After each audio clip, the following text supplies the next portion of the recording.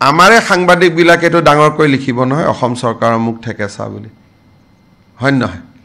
কাৰণ আপোনালোকৰ ইন্টেনশনটো সদায় পজিটিভ নাথাকে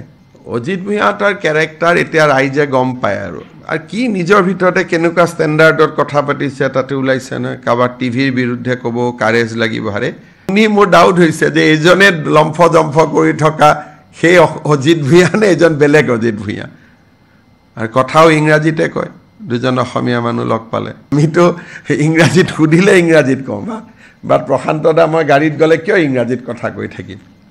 গতিকে এওঁলোক এটা নতুন ধৰণৰ সংস্কৃতিত সোমাই গৈছে পাব্লিকে ৰুজু কৰিব অসম চৰকাৰে ৰুজু কৰা কথাটো অসম চৰকাৰে ভবা নাই কিন্তু আমাৰ বিজেপিৰ কৰ্মী আছে আসু আছে বিভিন্ন দল সংগঠন আছে তেওঁলোকে ৰেজিষ্টাৰ কেছ কৰিলে আমি ৰেজিষ্টাৰ কৰিম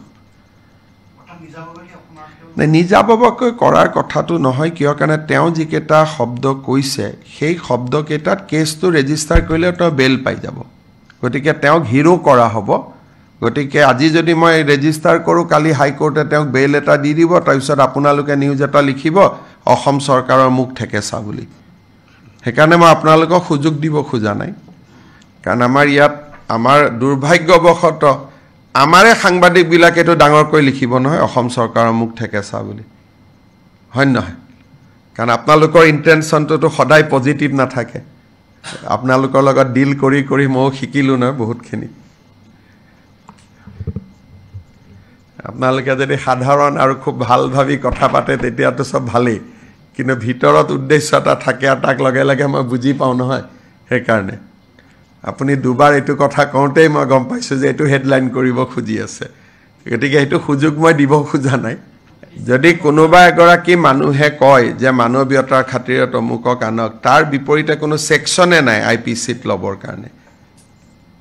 গতিকে আমি সব কথা এখন চৰকাৰে সব ভাবি চিন্তি কৰে আৰু কৰাৰ কাৰণে আজিলৈকে আমি সাকসেস হৈ আছো নহলে 1,29,000 বিঘা মাটিটো আমি খালি কৰিব নোৱাৰিলোহেঁতেন ওৰে দেখো নিজৰ ইন্টাৰভিউ আছে হেতু কাৰণে তো পংকজ গালি গেলাস কৰিলে অজিত ভূঞা তেওঁ নিজৰ মুখেদি আগদিনাখন তেওঁ কৈ থৈছিলে যে অমুক অমুক আহিব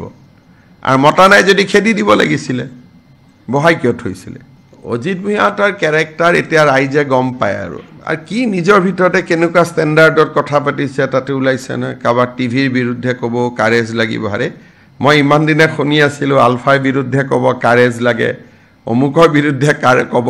কাৰেজ লাগে টিভিৰ বিৰুদ্ধে কওঁতেও কাৰেজ লাগে নেকি তেওঁ নিজে নিজে তাৰ সাৰ্টিফিকেট লৈছে অমুকৰ বিৰুদ্ধে ক'ব কাৰেজ লাগিব কথাখিনি শুনি মোৰ ডাউট হৈছে যে এজনে লম্ফ জম্ফ কৰি থকা সেই অজিত ভূঞা নে এজন বেলেগ অজিত ভূঞা আৰু কথাও ইংৰাজীতে কয় দুজন অসমীয়া মানুহ লগ পালে পৰেশ মালাকাৰ অজিত ভূঞা দুইজনে অসমীয়া কথা ইংৰাজীত কয় হেতু এটা আচৰিত দেখিলো মই আমিতো ইংৰাজীত সুধিলে ইংৰাজীত কম বাট প্ৰশান্ত দা মই গাড়ীত গ'লে কিয় ইংৰাজীত কথা কৈ থাকিম গতিকে এওঁলোক এটা নতুন ধৰণৰ সংস্কৃতিত সোমাই গৈছে গতিকে কৈ লাভ নাই আৰু